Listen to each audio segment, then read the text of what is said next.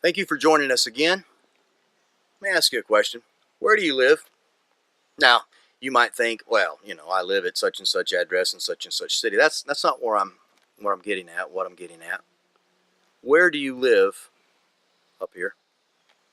Where do you live in here? It makes all the difference in the world if you know your address here and here.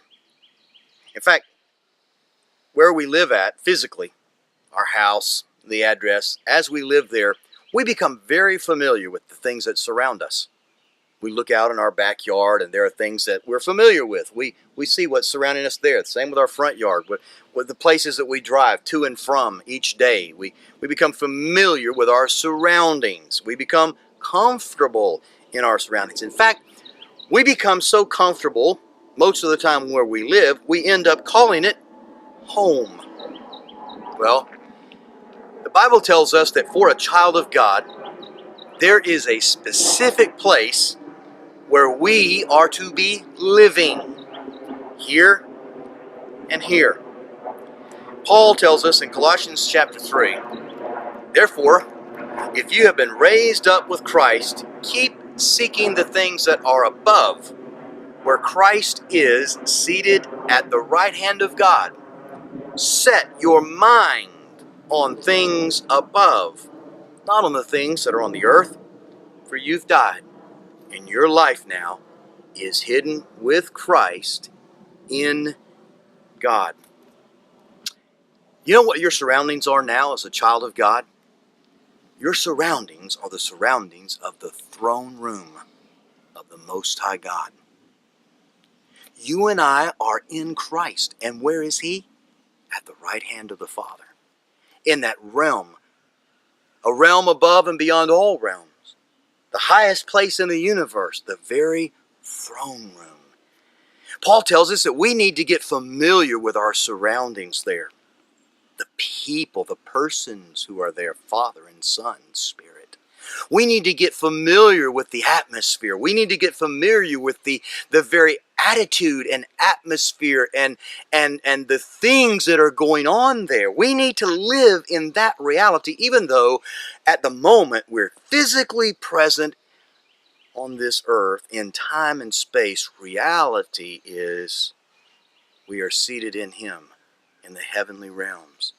And our life is to be there. And living life from that place. And expressing the realities of that place here in this world. Think about that. In that realm, at the right hand of the Father, is there any fear? No. Any anxiety? No. Any stress? No. Any depression? No. Any problems that are insurmountable? No. Any needs that cannot be met? No. I mean, you can go on and on and on and on about that realm where you and I are supposed to be living with the surroundings that we're supposed to be becoming familiar with, where we are supposed to be calling home.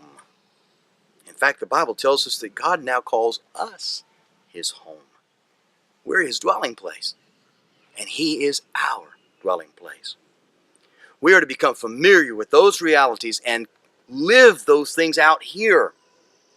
Take the boldness, the confidence, the joy, the love, the grace, the mercy, the forgiveness, the excitement, the happiness, the celebration, all of those realities that are existing in relationship in God, at the right hand of God, in the Son, those realities where we live, our minds, our thoughts fixed upon that, and communicate them here in this world with the people around us, in our relationships, in the world that we're placed in, that we can become as others-centered here as the reality of being other-centered is there. Because boy, oh boy, that's so true. In that place, in the throne room of God, it's an other-centered place.